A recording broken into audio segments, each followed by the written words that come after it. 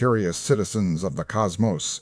Today we gather to hear a debate that will probe one of our universe's most enigmatic visitors, Comet 3I Atlas, an interstellar object recently discovered by NASA's Atlas survey team.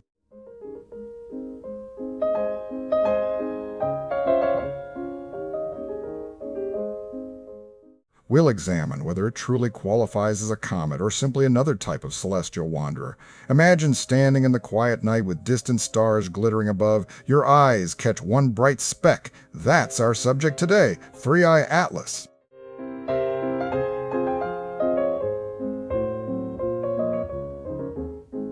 Some say it's an interstellar comet, a frozen core that breathes out gas and dust as it rushes through space, while others argue its features resemble those of asteroids or even unseen cosmic entities. Let's hear the arguments.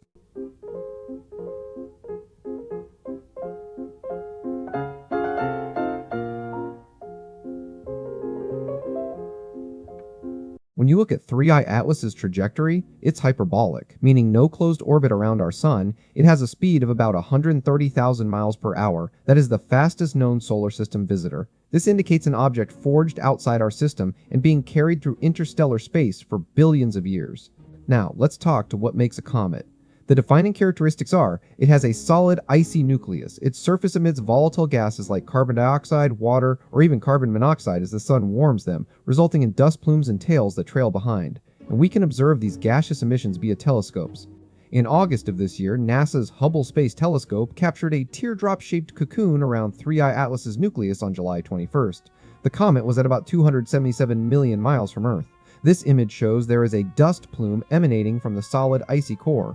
Furthermore, observations by SphereX and NASA's Infrared Telescope facility revealed carbon dioxide gas emissions, consistent with activity seen in classic cometary bodies near the Sun. Size estimates have been a bit uncertain. Hubble gave us that nucleus's diameter could be 3.5 miles at its upper limit, though it may be as small as 1,444 feet. That is comparable to many known comets in the Kuiper Belt and Oort cloud, where nuclei range from a couple miles up to 12 miles. Thus, we have evidence, hyperbolic orbit indicating an interstellar origin, active gas emission giving us dust plumes characteristic of cometary activity, an observable nucleus. All these point toward 3I Atlas being a genuine, albeit rare, comet.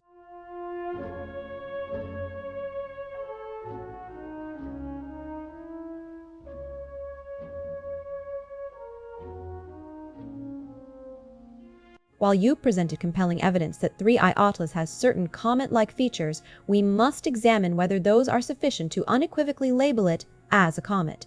The term comet traditionally refers not just any object with an icy nucleus, but one whose surface actively emits gas and dust visible in the comet's tail. Here is where my skepticism surfaces.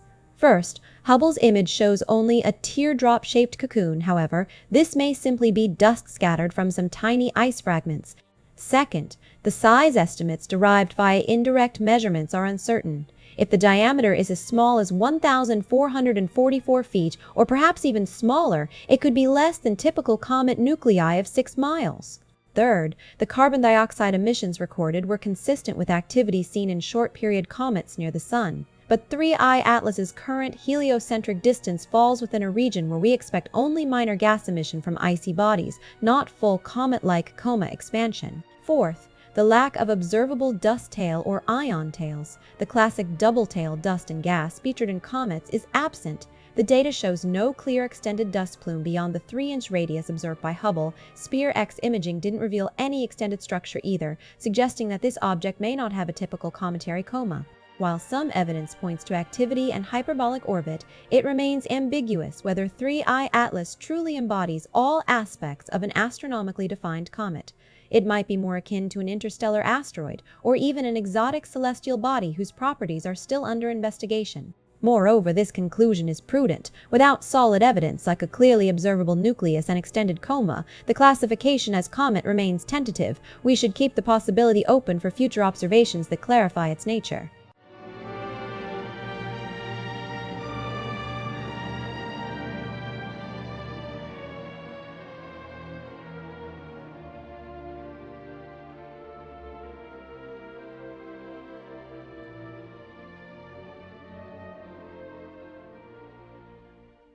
Now, let us reflect on these arguments. The pro-comet position presents strong evidence of an interstellar origin, active gas emissions, hallmarks of comets, and observed features reminiscent of a comet's nucleus and dust plumes. But the against-comet position cautions that the uncertainties in size estimates, lack of clear cometailing, and ambiguous visibility of the core might leave us still unsure. The debate is not closed. 3I Atlas remains an intriguing object awaiting further data from early photometric observations. No spectacular comet-like dust clouds in any sky photographs, and from spectroscopic scans there was nothing that screams comet. No outgassing signals were detected. The object's orbit, a hyperbolic trajectory with a speed of about 130,000 miles per hour, is typical for both comets and interstellar objects. But there are other puzzling details. The orbital plane is nearly in our ecliptic, but retrograde, so it moves backward relative to Earth's rotation. Also, its close approaches to Venus, Mars, and Jupiter have a probability of just 0.005%, which could hint at a deliberate maneuver. Finally, we found an anomalous non-gravitational acceleration, a slight push against gravity that might be due to radiation pressure on tiny sails, something not seen in any natural comet. So our question, and back to the debate, is 3I Atlas truly a comet?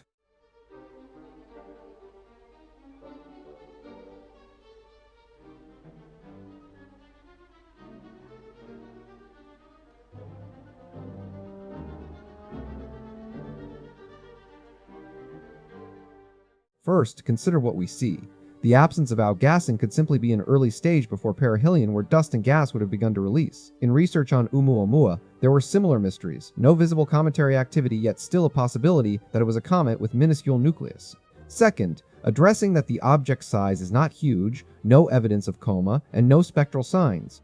This could be consistent with small comets whose faint dust streams are invisible at first glance. The cometary activity usually manifests only when the object approaches its closest point to the Sun, which is around the 29th of October for 3I Atlas. Since we haven't yet observed that phase, these signs could still be hidden from our view. Third, the orbital characteristics. While a retrograde orientation might seem odd at first glance, it's not disqualifying. Comets can have such orientations due to their chaotic paths as they traverse interstellar space and enter earthy orbiting zones. The hyperbolic trajectory with 100,000 miles per hour is in line with known comet speeds. Fourth, the close approaches to Mars, Venus, and Jupiter could simply be statistical coincidences. Comets often cross Earth's orbital space as they come closer to our solar system because of their hyperbolic nature.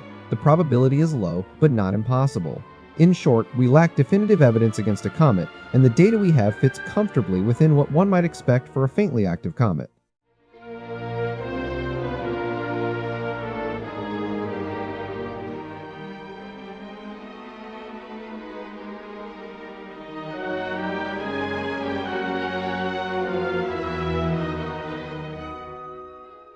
The strongest evidence against comets comes from our observational data itself. No outgassing and no spectral signatures at all. There's nothing that aligns with the typical behavior of a comet, gas release, dust cloud, brightening near perihelion. This is not an anomaly, it's a clear absence. Second, consider the orbital configuration. The object's orbit lies nearly in our ecliptic but retrograde. Comets are usually found on orbits that have varying inclinations, often more than 10 degrees. A retrograde alignment with such minimal inclination is highly improbable for natural comets. It suggests an engineered path. Third, the non-gravitational acceleration is far beyond what we would expect from cometary gas release or even solar radiation pressure on dust clouds. This figure is more in line with the dynamics expected for spacecraft. Fourth, the probability of close approaches to Venus, Mars, and Jupiter, while statistically possible but very low, is actually a hint that 3I Atlas might be intentionally targeting these planets. Finally, the size estimate of 12 miles if treated as asteroid places it in a category that can't explain comet-like behavior without outgassing or a faint coma. The absence of those signatures leaves no room for it to be a true comet, so we must consider alternative explanations like an extraterrestrial technological object. In conclusion, the evidence points toward 3I Atlas being something else, not a natural comet, perhaps even a sophisticated spacecraft or entity that might have used its orbit to achieve strategic maneuvers.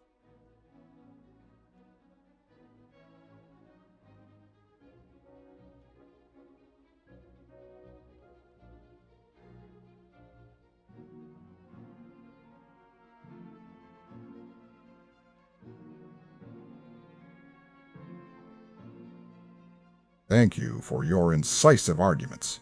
In the spirit of science, we'll continue watching 3I Atlas as it approaches perihelion on the 29th of October. Perhaps then dust and gas will appear, or new data could confirm one side. Regardless, this is a vivid reminder that our cosmos still holds mysteries beyond what any single observation can reveal.